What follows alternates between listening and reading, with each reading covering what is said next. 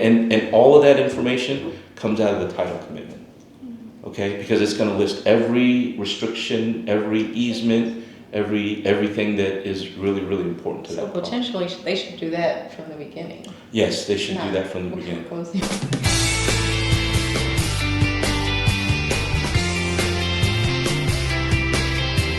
All right.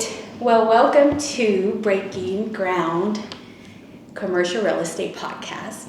I'm Kennya Sanchez, and I love to help people find their space from dream to reality.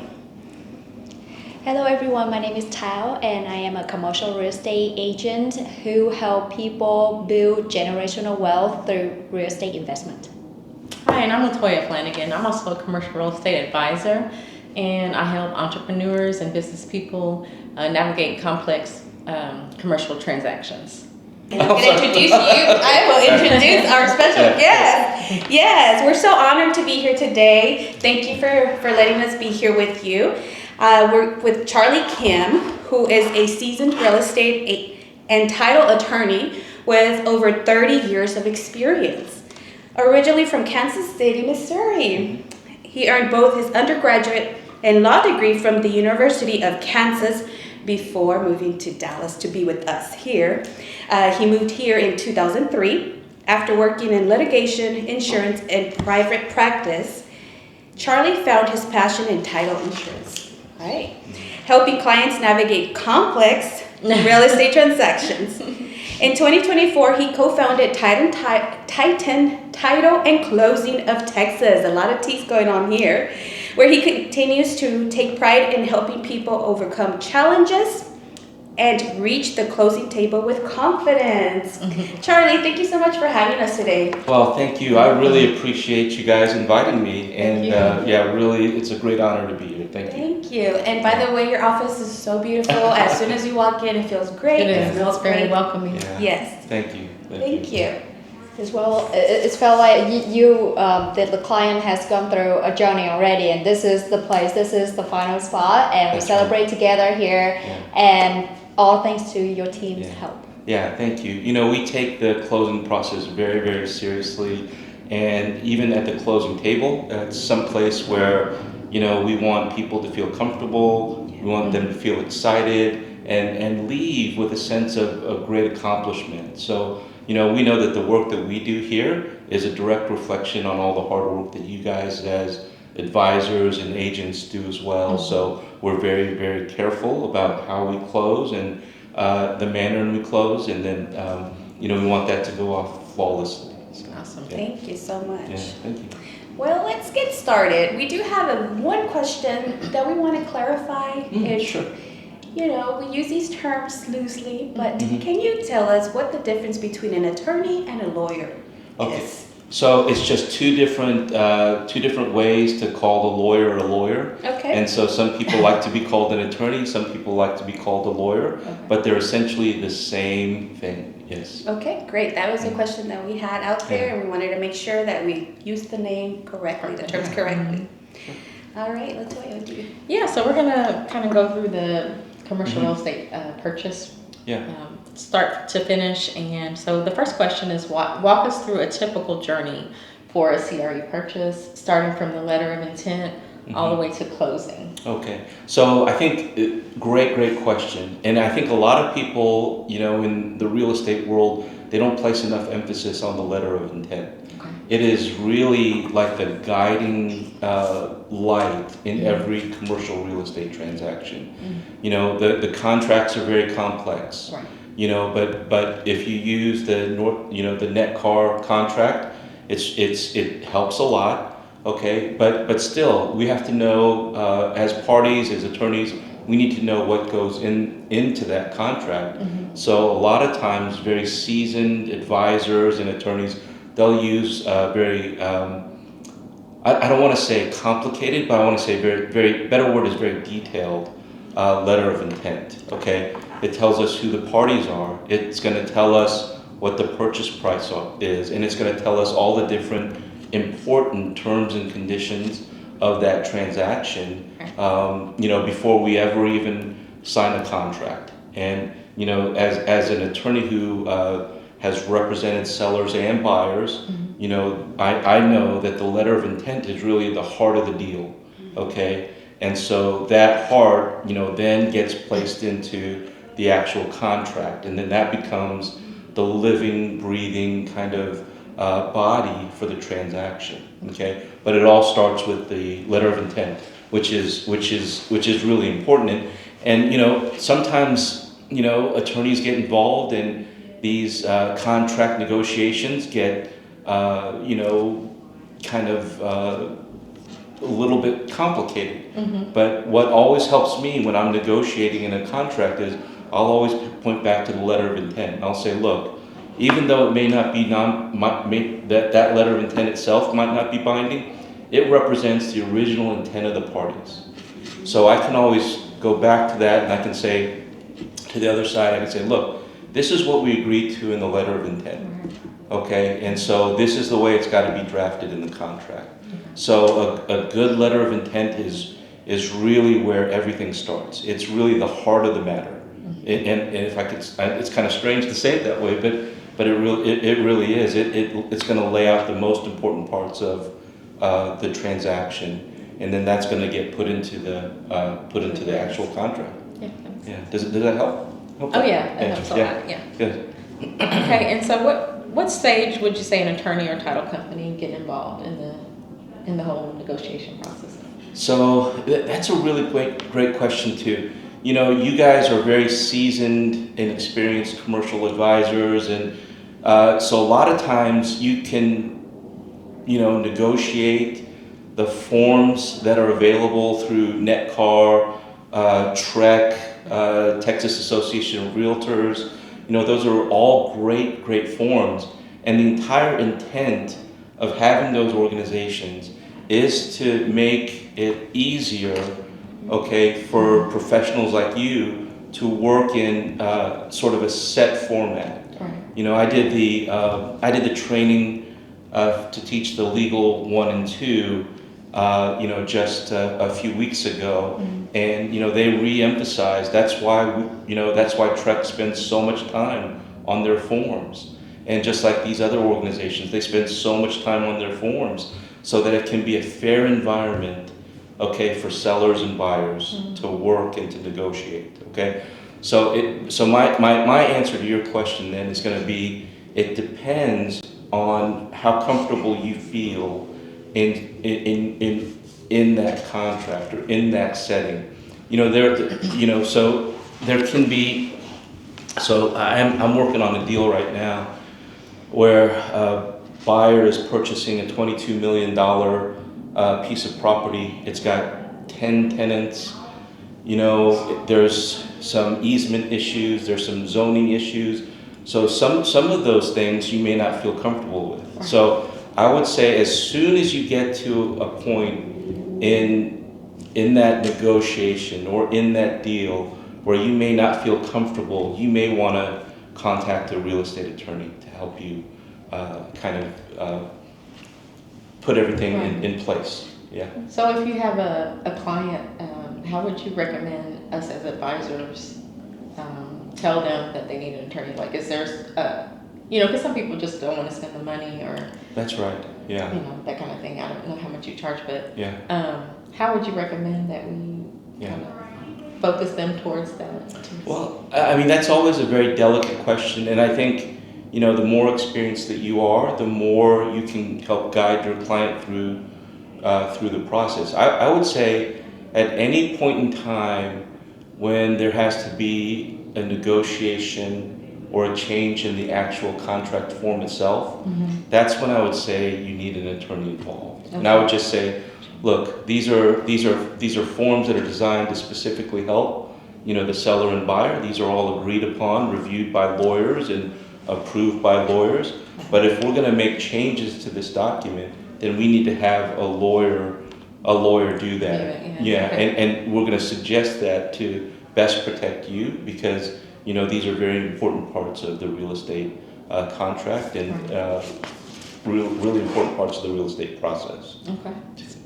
That's good. Yeah.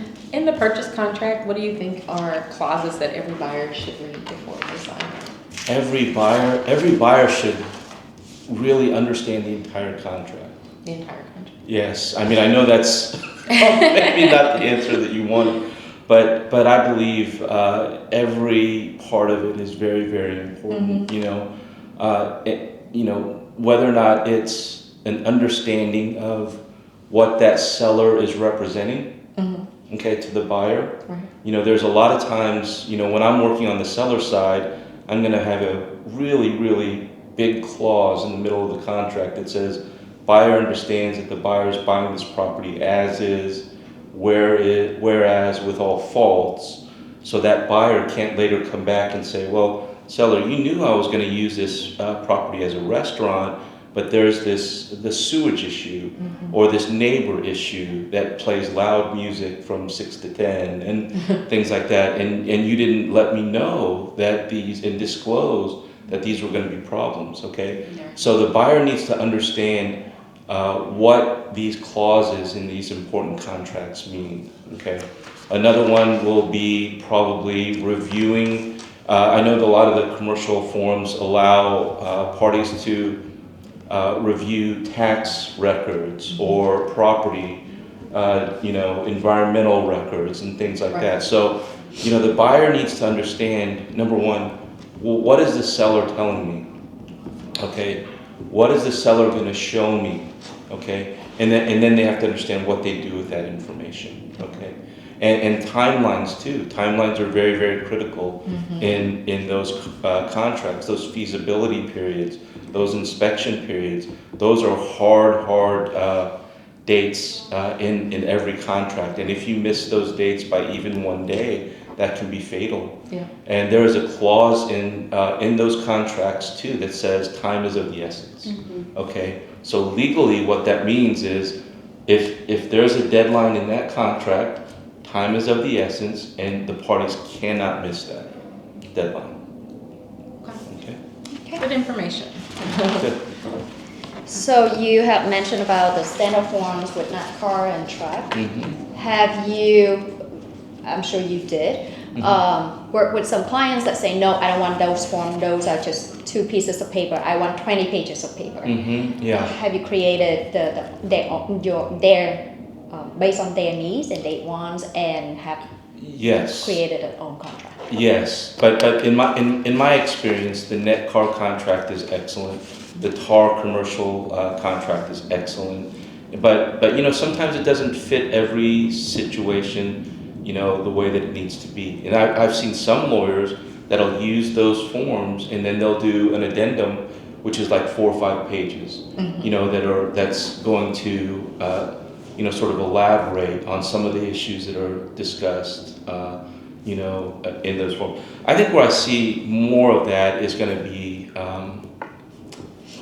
probably in, rural areas, where there's a lot of maybe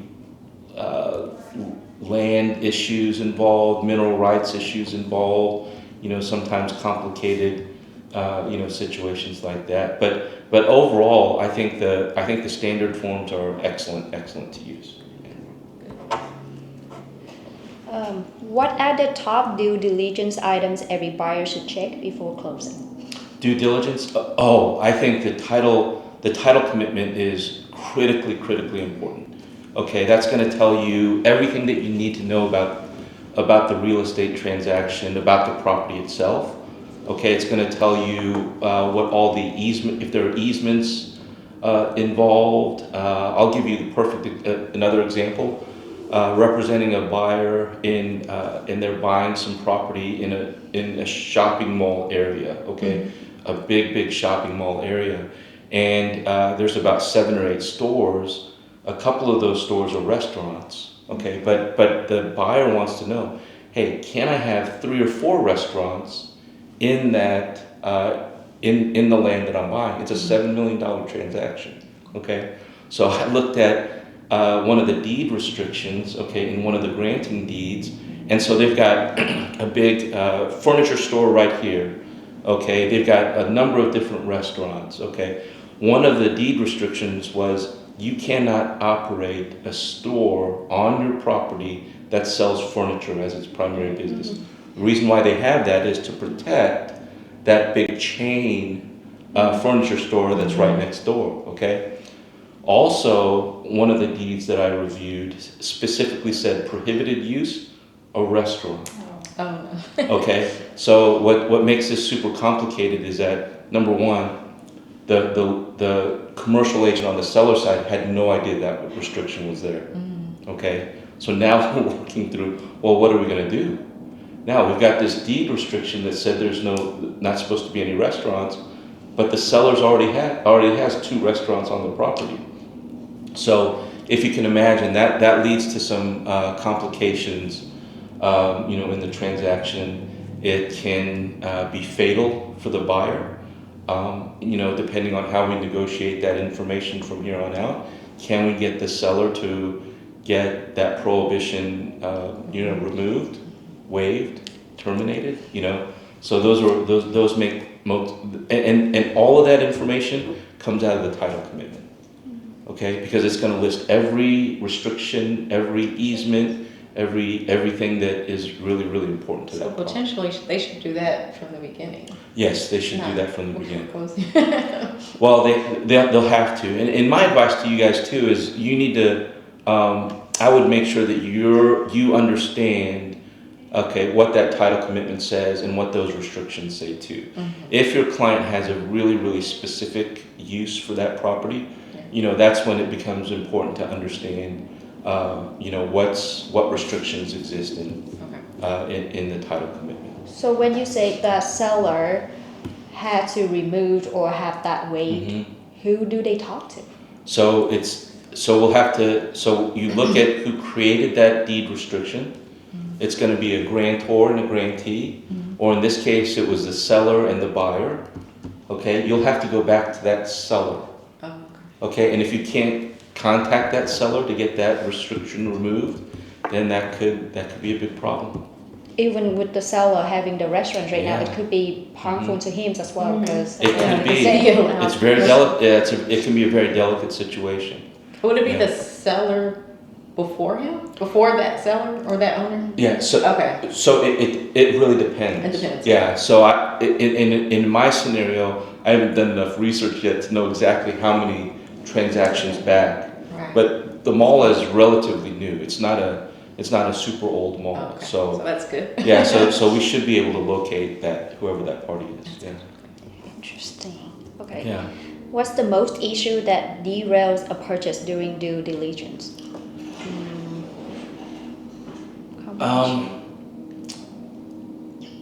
There are a lot. Okay, so there can be a lot. I think that in a commercial transaction with multiple tenants, a lot of times, that seller may not fully understand, what they need to disclose to the buyer in terms of rent, triple net. I've even advised a couple times, where the commercial lease isn't incredibly favorable to the landlord. Okay, so sometimes that's an issue too. But I think for the most part, it's going to be, that buyer changing his mind because he's not going to make as much money as he thought he was going to make. Okay, or the taxes the commercial leases and those taxes or commercial leases don't account for the appropriate amount of taxes or things like that. So in these multi-tenant commercial transactions, the buyers have to look at the leases really, really carefully. Okay, number one, when does that lease expire? Okay, does that tenant have an option, and does that for the next 5-10 years, and then does that allow me as the new buyer to negotiate a higher lease payment, rent payment? Those kind of things are very, very important. So I do know of a commercial brokerage, and they're very, very good at that. They'll break down the elements of those leases, and they've got like 7 or 8 different categories. They'll look at the base rent, the triple net. They're going to look at who pays for the repairs and who's liable for those repairs and all those kinds of things. Those are all very, very important. When a buyer is examining whether or not to buy or sell, and you've got to do all of that work up front because those deadlines again are super important. And you miss that by just one day, you may lose $250,000 earnest money. So it can be really, really bad for your client. So the short answer to your question is it really, really depends. Okay, so there's not really one sort of category that I've seen over and over that is something that buyers should look out for. It really depends on the condition of the building. If it's got tenants, you're going to have to look at those leases really, really carefully. And really look at sort of how. Another interesting thing was sort of the condition of the area around that property too is going to be important. Maybe talking to the city, hey, what sort of applications have they received for development, platting, things like that, to see what's happening around that city, around that piece of property at the time, your buyer's going to buy it. Makes sense. Okay. Okay, well, moving on to the title and escrow. Okay. What title exceptions are deal breakers versus manageable? Oh, I think so for example, it's going to be those restrictions that we're talking about. Okay. So in the deal that I'm working on now, the $22 million deal, there's so many restrictions. So one of the things that my client, who's one of the most brilliant guys I've ever met, there's like one of those kids gyms in there, and then one of the strict restrictions is you can't have like a carnival or an amusement park on that property. Sometimes you'll see those on different commercial properties in the city. That owner just has to have a really good comfort level with what those restrictions are. If they never haven't, if their whole vision was to have, they want to do quarterly carnivals to, raise awareness for their property and things like that. Well, now you can't do that. So what's a manageable exception is really going to depend on what that buyer is buying that property for. Okay. Yeah. What does it actually protect? Oh, the title insurance. What is it, and what does it actually protect buyers from, and what are the limitations? Yeah, fantastic. So this is a wonderful question. I love talking about this because it never really gets brought up enough. Okay, and I try to bring it up at the closing table every time that I do a closing. Okay, the title insurance is a protection for that buyer in two really, really important ways. One, the title company is going to ensure that seller is the true and correct owner of that property, and that seller can convey good title to the buyer. Okay, so for example, if the seller is an LLC, all right, what the title company is going to do is we're going to look at the corporate paperwork for that seller and make sure, number one, that everybody who owns that property, okay, is either going to sign the conveyance documents at the closing, or we're going to create a consent saying if there's five owners of that LLC, that all five of those people consent to having one person sign all the closing paperwork. Okay. Yeah. Critically important. If you can imagine this, so let's say you have an LLC with 5 members. Okay, 4 members agree to sell the property, 1 member doesn't. Okay, so a lot of times in the real estate process, you only need to have really just 1 person or 2 people really signing a contract, to bind the LLC because of what's called, apparent authority or, things like that. Okay, so that is, but when you get to the closing table, a title company is going to examine the ownership interest of all the members or owners of that company, and we're going to make sure that everybody consents. Because the worst thing that can happen is, we go through the transaction, we close it, and then, 3 weeks later, one of the owners of the company writes a demand letter saying, look, I never consented to this transaction. Okay, now it's a big mess. Okay, so that is one of the things that the title insurance company does. We're going to guarantee that the seller agrees to convey the property and can do so under the right terms. Okay. Number two, we're going to ensure that there are no liens or encumbrances against the property that are going to affect the ownership for the buyer. Okay. That means that there are no outstanding liens. Okay. Nobody can foreclose on the property. All right. And things like that. So when the buyer buys that property, they're going to be able to use it the way that they want to, free and clear of any prior liens.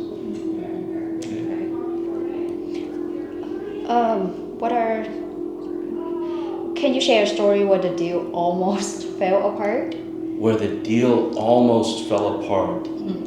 There are a lot of deals that almost fall apart. Yes, and more so on the residential side. Okay. Really? Yes, they're commercial sellers and buyers. They're business people. Okay, they just care about getting the deal closed. Not a whole lot of an emotional attachment to the property, but when we're talking about residential homes that sellers have lived in for 30 years, they've seen their kids grow up and things like that. And then, sometimes they have these unusual attachments to like a pond in the backyard or a pool or a tree even, in their front yard. And then the buyer says, yeah, I want to buy it, but I'm going to take out that tree. Seller finds out about it, and then the seller, They're leaving. yes, yeah, But they still, but they really, really care. Yeah. I mean, even me, my first home that I bought was in Saxe, and anytime I'm even in the area, I'm going to drive by. I do the same tomorrow. Yeah, because that's where both of my sons, first days were there, where we started our family, where we started our lives. So there's a lot of emotion involved. I have spent numerous hours talking to sellers, talking to buyers, keeping deals together because of one minor thing or another. I've literally, I can't remember, there was a transaction where the seller and buyer were off by like $1. I'm not even kidding, $1, and that took me probably an hour or two trying to resolve that matter. But we eventually got it closed. One of the things that I'm really, really proud about in my title career is I feel like kind of just the way that I've grown up and sort of my personality, I'm a peacemaker. Okay, so that really, really helps me when I'm dealing with two people who are super upset. You would be so surprised how many times if I just pick up a phone and I call an angry buyer, that I can calm them down. That's all, and they'll say, that's all I wanted to hear. Wow. And it's not, I'm not even representing the seller. Right. I'm not even but I'm just calling you to talk to you. And I'm going to say, hey, this is not that big of a deal. We can still get to the closing table, So those kinds of things, it just is one of the things that I love doing is I love seeing things being put back together. I love seeing things stay whole and getting those things to the closing table and getting them finished out. That's your vibe. Yeah.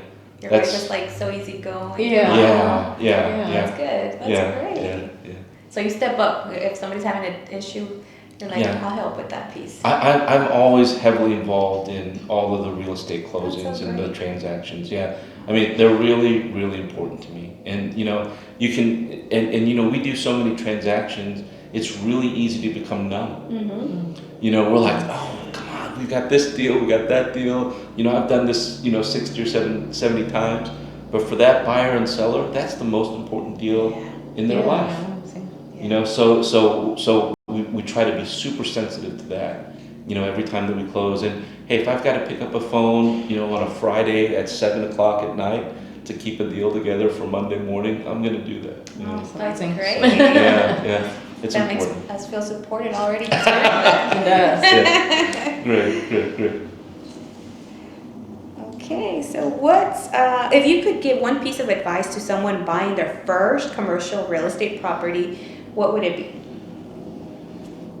It would be I would say, you've got to be very, very involved, okay? That's what I would recommend, is not just, I know that you guys are the experts too, and it's very easy for you to kind of take over, but for them, they need to be very involved and understand, you know, what they're buying, you know, and especially if there are any restrictions, they need to understand that as well. And, you know, the financing, you know, how, you know, that's really, really important. So I have another client, a brilliant guy, and he worked as a Taekwondo instructor for many, many years. But brilliant guy, really frugal guy, ended up saving a lot of money from his business, buying a strip mall, okay? And, you know, he didn't know what that meant. Now he's like an expert at commercial real estate, okay? And he knows the construction issues, how much it costs to build out a space, what tenant improvement means, you know, and what he would do is he would build these out, okay, get tenants, refinance it, take that money, buy another strip. Oh wow! Great. You know, and now, but see, a very passive buyer isn't going to understand all those things. They're not going to understand how to read a lease, how to understand, well, if I build this structure here, how many tenants can I get in, and how to work with the city, how to work with, all those important pieces that make a really, really successful project. Yeah, whenever it's first-time buyers, first-time renters, when they're leasing a property, and they're still emotional because they don't know the back end of it. So they feel that many times, why are they charging me this much money? It's not my building, things like that. But once they have that experience of leasing a property, they're like, I understand. There's so much to it. Or if they flipped it, if they owned it, they would definitely understand why they're charging them those fees. Yes, there's so much to the back end. Yeah. Absolutely. I wanted to ask you a personal question. What got you into law? Oh, wow, that's really, it's weird. I've always wanted to be a lawyer, okay? So one of my heroes was Martin Luther King, and loved him, loved what he was able to do, and loved the civil rights laws. You know, so that's really, really, really important to me. And, being able to help those who can't help themselves is a really important part of my life and what I do. And so that's why I got into law. Yeah. And I felt like that was a good vehicle to do that. How did that transition, that passion and that vision into real estate? You know, really just by luck. I just kind of happened on an office that needed a real estate attorney, a title attorney, and that's just kind of how it worked out. That's so, great. Yeah. So you were led into this, and here you are. That's just awesome. kind of led into it. Yeah. So when you did your schooling, you didn't focus on real estate, it was just kind of a general, and then. No, actually, I focused on civil rights laws. Oh, that's okay. that's what you focused That's on. what I focused on, but God had a different plan. Yeah. Okay, so Okay. yeah. Great. Any other questions, ladies? I don't think so. You've been great. Thanks for answering all Oh my questions. yeah, no, thank you so much. I really, it was an honor for me. So thank you so much. I really appreciate it. Thank you You guys for thinking of having me. us. And inviting us, and we know that we can call you up, and if we ever have any issues with our clients that when they're here, Yes. if it's we need them to be Especially reminded of something. Those restrictions. On those commercial deals are very important. Yeah. Yeah, very, very important. Yeah. Well, thank you so much for having us again. Well, and thank you. we look forward to being back because I know there's more information we can always talk about. Anytime. Yeah, I'd love to talk about it. I think the LLC's information would be another really great asset protection. You know, how do commercial buyers, now that you've bought this property, what's the best way to protect it using, you know, an LLC or things like that. Oh, that's good, yeah. Yeah. That's good. Okay. Future topic. Thank you That'd be so great. much. Thank you. Thank Yeah, you. really appreciate See it. you guys soon. Yeah, thank you. Bye.